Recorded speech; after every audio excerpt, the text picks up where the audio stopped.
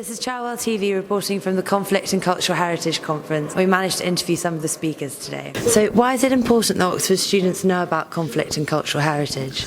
Well, I think any student doesn't have to be Oxford, but there's an awful lot that Oxford University is doing. So it's really part of everybody's culture because it's a worldwide thing. It isn't just about whether it's Oxford culture or English culture.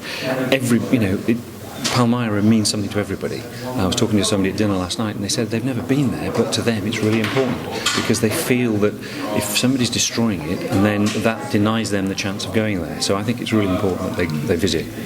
And what do you think are the major kind of gaps in the public knowledge and awareness at the moment that could be targeted? So we spoke earlier about how the focus is on Syria and lots of African cultural heritage isn't being sort of taken note of. So I wonder if you could speak a bit more about that. I think probably two things. One is exactly that, which is it's worldwide. It isn't just Iraq and Syria.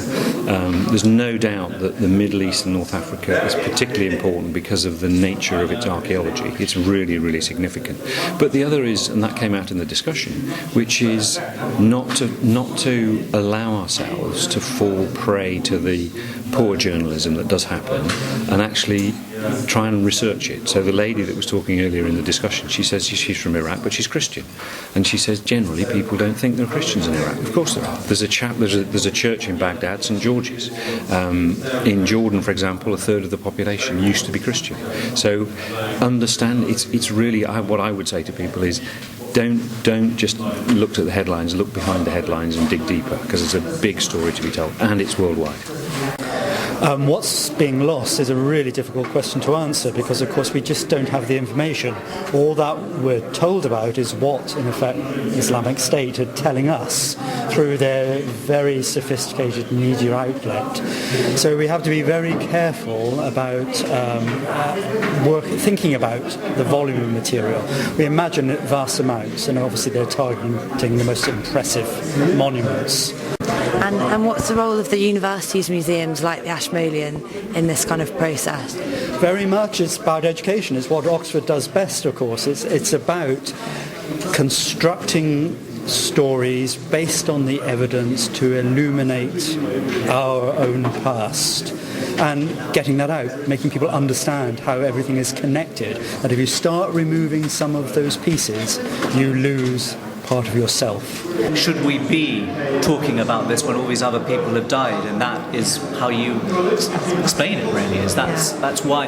I mean, people are asking. I was being asked on lots of different BBC programmes, both on and off air, why are we so upset by Palmyra? We've had all of this stuff that's going on, all these deaths and things, and somehow people felt more upset about that than they felt about Syria for a long time, and people almost felt guilty about that they shouldn't, because it's just rocks and stones. But that's the reason, the store, the humanity, the memories, the places that the people we know have died, those things meant something to them. So in having a feeling about those sites, you're also having a feeling about the victims and the people who've been killed.